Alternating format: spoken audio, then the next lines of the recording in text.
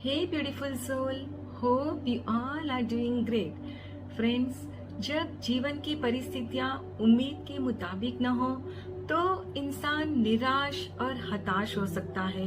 लेकिन जैसा आप और संसार भर में इतने सारे लोग अब तक जान चुके हैं कि नेगेटिव थॉट सिर्फ और सिर्फ नेगेटिव सर्कमस्टेंसेस और नेगेटिव सिचुएशंस को ही अट्रैक्ट करते हैं। और ठीक इसके विपरीत दूसरी ओर जब आप अपना पूरा ध्यान पॉजिटिव थॉट्स के ऊपर केंद्रित करते हो और अपना पूरा फोकस अपनी मनचाही चीज पर कायम रखते हो तो उसी पल आप संसार की सबसे बड़ी शक्ति से अपनी मनचाही चीज के लिए आह्वान कर रहे होते हो। फ्रेंड्स, आज मैं आपको लॉ ऑफ अट्रैक्शन की एक ऐसी सक्सेस स्टोरी सुनाने जा रही हूँ जिससे आपको ये विश्वास करने में मदद मिलेगी कि आप जो कुछ भी अपने जीवन में चाहते हो वो आपको जरूर मिलेगा। और फ्रेंड्स, आज की स्टोरी मैंने how the secret changed my life real people real stories से ली है। और आज की स्टोरी का शीर्षक है हैरेस्ड इन एवरी जॉब। और ये स्टोरी एनेट की है जो फ्लोरिडा यूएसए की रहने वाली है। एनेट बताती है कि बरसों तक मैं अपनी जॉब में बौखलाई और नाराज रहती थी। मुझे हमेशा ऐसा लगता था कि मुझे ही सबसे बुरा बॉस मिला है, ये सब भगवान की गलती है। और मैं भगवान पर जितना ज्यादा नाराज होती थी मुझे उतनी ही ज्यादा बुरी चीजें मिलती थी और मैं भगवान से उतनी ही ज्यादा नफरत करती थी। मैंने एक स्थानीय प्रिंटर के यहाँ जॉब शुरू की जो इलेक्ट्रॉनिक प्रकाशन की तैयारी करता था। मैंने चारों तरफ देखकर जांच पड़ताल की कि क्या यहाँ भी पुराना ही ढर रहा है या ये जगह अलग है। जहाँ तक मैं देख सकती थी यहाँ हर कर्मचारी के साथ काम करना बेहतरीन था। दरअसल मेरा समय अच्छा गुजर रहा था और मैं यहाँ अपने सहकर्मियों तथा सुपरवाइजर के साथ खुशी खुशी काम कर रही थी जब तक कि 3 महीने बाद डिजिटल प्रिंटिंग डिपार्टमेंट खोलने का निर्णय नहीं लिया गया। मुझसे पूछा गया कि क्या मैं नए डिजिटल प्रिंटर के लिए इलेक्ट्रॉनिक प्रकाशन की तैयारी करूंगी। मैंने कहा बिल्कुल, मुझे ये बहुत पसंद आएगा। और किस्मत देखिए, जिस अधिकारी की किसी से पटरी नहीं बैठती थी वही मेरा सुपरवाइजर बन गया। वो मुझे हमेशा तंग करता था। जब मैं लंच पर जाती थी तो वो मेरी टेबल पर घटिया नोट लिखकर रख देता था। वो बहुत सारी गलतियां भी करता था जिनका दोष मुझ पर मढ़ देता था। एनेट बताती है कि अपनी लंबी कहानी को अगर संक्षेप में कहूँ तो कंपनी ने मुझे 6 महीने बाद नौकरी से निकाल दिया। मेरा मन सुसाइड करने को हो रहा था। मैं सोच रही थी कि मेरा सब कुछ खत्म हो चुका है। मैं अपनी जिंदगी से तंग आ चुकी थी। मुझे लगा कि ईश्वर ऊपर बैठा बैठा मुझ पर हंस रहा है। मुझे उनसे इतनी नफरत हुई जितनी जिंदगी में कभी नहीं हुई थी। तभी मेरी एक फ्रेंड ने मुझे द सीक्रेट की डीवीडी दी और मैंने पहली बार जाना कि मैंने खुद ही अपने जीवन की परिस्थितियों का सृजन किया है जिनकी वजह से मुझे हर जॉब में सताया जाता था। बात में बहुत समझदारी दिख रही थी। मेरे विचार पहले इस तरह के होते थे कि बेहतर होगा वो दोबारा मुझसे इस तरह से बात न करे। ऐसा क्यों होता है कि मुझे ही सबसे खड़ूस बॉस के नीचे काम करना पड़ता है। मैं पर्याप्त अच्छी नहीं हूँ। काश मुझे नौकरी से न निकाला जाए। काश उन्हें ये पता न चले कि मैं बेहतरीन काम करने का तरीका नहीं जानती हूँ। ये तो सिर्फ उन नेगेटिव थॉट्स की सिर्फ झलकियां ही हैं। ऐसे नेगेटिव थॉट्स मेरे मन में लगातार चलते रहते थे।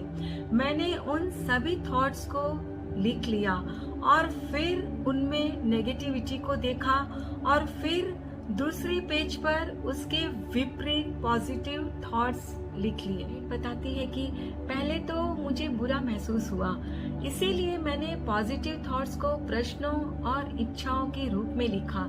जैसे कि अगर मैं भले और नैतिक लोगों के साथ काम करूं तो मुझे कैसा महसूस होगा। मैंने पहले जितने पैसे कमाए हैं उनसे ज्यादा पैसे कमाने पर कैसा महसूस होगा। मैं एक दिन किसी बेहतरीन पब्लिशर के साथ काम करना पसंद करूंगी और ये शानदार होगा। मैं एक स्पेसिफिक डेट तक जॉब पाना चाहती हूँ और एनेट ने वहाँ अपनी स्पेसिफिक डेट भर दी। मैंने जो डेट लिखी थी उसी दिन मुझे एक पब्लिशर के यहाँ से इंटरव्यू का कॉल आया और मुझे वो जॉब मिल गई। हालांकि अब मैं उस जॉब पे नहीं हूँ, लेकिन वहाँ के मेरे सहकर्मी सबसे अच्छे, समझदार और नैतिक लोग थे जिनसे मैं आज तक मिली हूँ। मुझे पता ही नहीं था कि ऐसी कंपनियां इस दुनिया में मौजूद है और हाँ, पहले से मैं ज्यादा पैसे यहाँ कमाती थी। क्या मेरे मन में अब भी डर भरे थॉट्स आते हैं? हाँ। क्या मैं उन्हें कायम रखती हूँ? ज्यादा समय तक नहीं। मैं जानती हूँ कि मुझे ऐसा नहीं करना चाहिए। पहले मुझे पता ही नहीं था कि मेरे पास ऑप्शन है। अब जब भी कोई नेगेटिव थॉट आता है, मैं इसके विपरीत पॉजिटिव थॉट पर अपना ध्यान केंद्रित कर लेती हूँ। हाँ, अगर कभी इस पल को समझना उस वक्त मुश्किल लगे मुझे, तो मैं इसे एक प्रश्न में बदल लेती हूँ। कैसा महसूस होगा अगर? मेरे लिए ये एक बहुत ही पावरफुल टेक्निक है। एनेट ये बताना चाहती है कि जब इनकी समझ में नहीं आता है कि वो जो भी सोच रही है वो क्या है, तो वो उस वक्त उस पल को सोचती है कि जब वो उनका ड्रीम मैनिफेस्ट हो जाएगा तो उन्हें कैसा महसूस होगा। एनेट बताती है कि निश्चित रूप से मैं इसमें परफेक्ट नहीं हूँ। कई दिन ऐसे होते हैं जब मैं कुछ कदम पीछे की ओर उठा लेती हूँ और ऐसा इतनी ज्यादा बार होता था कि मैं ये स्वीकार ही नहीं करना चाहती। लेकिन अब मैं अपना खुद का छोटा बिजनेस चला रही हूँ और पहले के मुताबिक बहुत ज्यादा कमा रही हूँ। मेरा बिजनेस तेजी से ग्रो हो रहा है और मैं इसे और आगे बढ़ाने के बारे में सोच रही हूँ। मुझे उम्मीद है कि हर कोई इसे आजमा कर देखेगा। ये सचमुच काम करता है और अगर ये काम ना करे तो खुद से पूछे कि कैसा महसूस होगा अगर ये मेरे लिए सचमुच काम करेगा। कैसा महसूस होगा जब मेरा ड्रीम मैनिफेस्ट होगा, विश पूरी होगी और ये 100% काम करेगा। Annette, Florida, USA.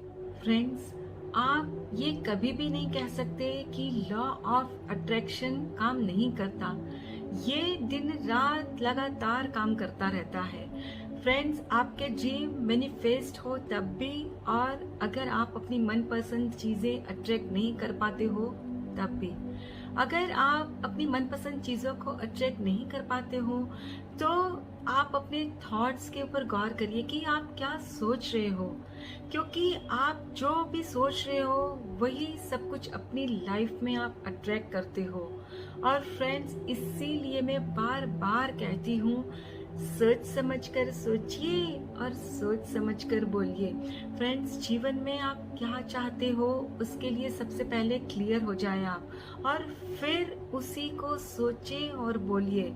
फिर देखिए कैसे आपके ड्रीम मैनिफेस्ट होते हैं, कैसे आपकी हर विश पूरी होती है और आपका जीवन खुशहाल बन जाता है। फ्रेंड्स, खुद से ढेर सारा प्यार करिए, अपना और अपने परिवार का बहुत अच्छे से ख्याल रखिए। Please take care of yourself and your family. Stay healthy, stay blessed. फिर मिलते हैं।